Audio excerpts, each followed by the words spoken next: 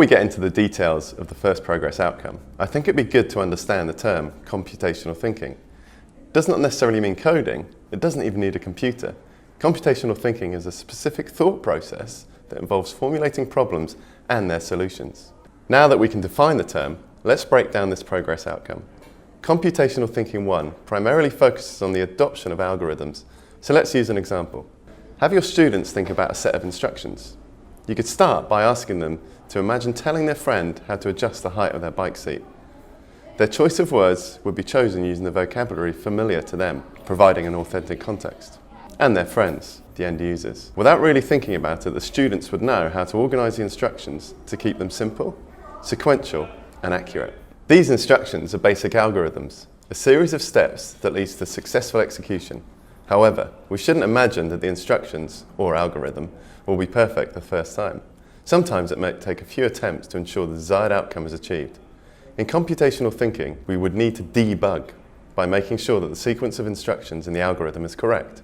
Or in this case, having them check the instructions on how to adjust the bike seat that the end user can successfully complete the task. We will cover more about debugging in the next progress outcome. Another way to think about algorithms is to think about how a child might solve a jigsaw puzzle for the first time. As a teacher, you might suggest that they arrange all the pieces on the table, followed by a sequence of trial and error as the pieces are positioned and moved. As you work with them, you might instruct them to look closely at forming the picture to help them apply a form of logic based upon reasonable judgment. This judgment might be finding matching colours, seeking specific shapes, or aligning lines or patterns. As the pieces fall into place, the student would apply new logic and new sequences based upon the jigsaw pieces that remain. Algorithms help students of all ages with a way of thinking so they can use to solve all sorts of problems. This helps them to see situations or problems as a whole. For example, a flat bike tyre that needs a hole to be covered to hold air, one problem, one solution, or a problem that may be caused by a series of interconnected parts. For example, a batch of muffins that don't rise properly.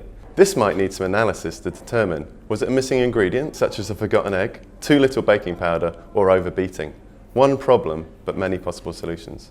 Through understanding computational thinking 1, the student will be able to identify the need to break the problem into smaller, more resolvable parts before analysing and structuring a solution. Take a look at this algorithm. This is written in software called Scratch. We'll teach you later how to use Scratch, but for now, let's just look at the series of steps that are specified in the instructions. This is the morning routine for someone. I'll call Sue. We can see that without a deep knowledge of algorithms, that when Sue's alarm rings for a 4th time, she finally turns it off and gets out of bed. Next, she gets dressed and eats breakfast. If it's the weekend, then she goes for a swim. But if it's a weekday, then she walks very slowly to school. As you can see, this algorithm can be clearly read as a set of instructions that you would compare to baking a cake or following a recipe, or the instructions of assembling a piece of furniture.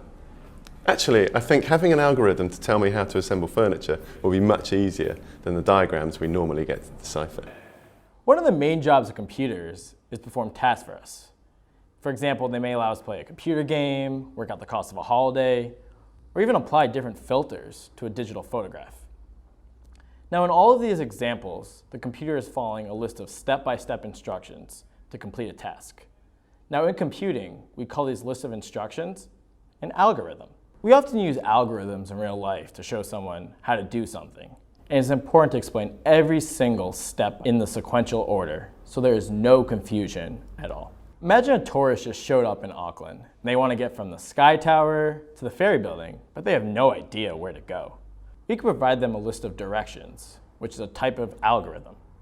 Now in these directions, we would have a starting point, we'd give them a list of sequential street names, and then we would give them some sort of endpoint as they reach their final destination. For example, we could tell them, head north on Federal Street towards Victoria Street West.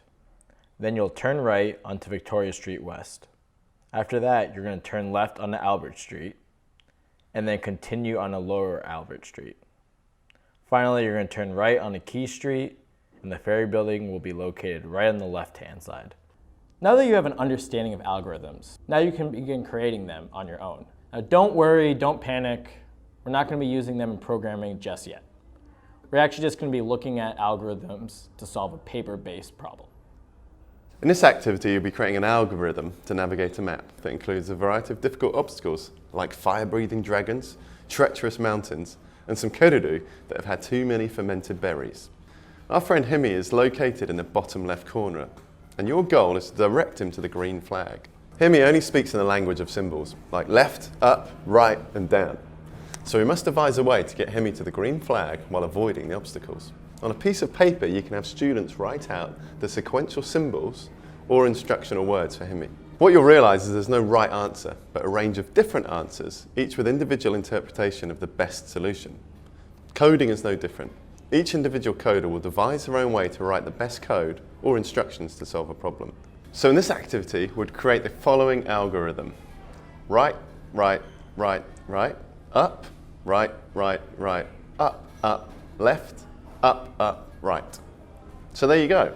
That's a simple way to write up an algorithm. Now that you understand computational thinking 1, let's look at why we need to teach this to our students.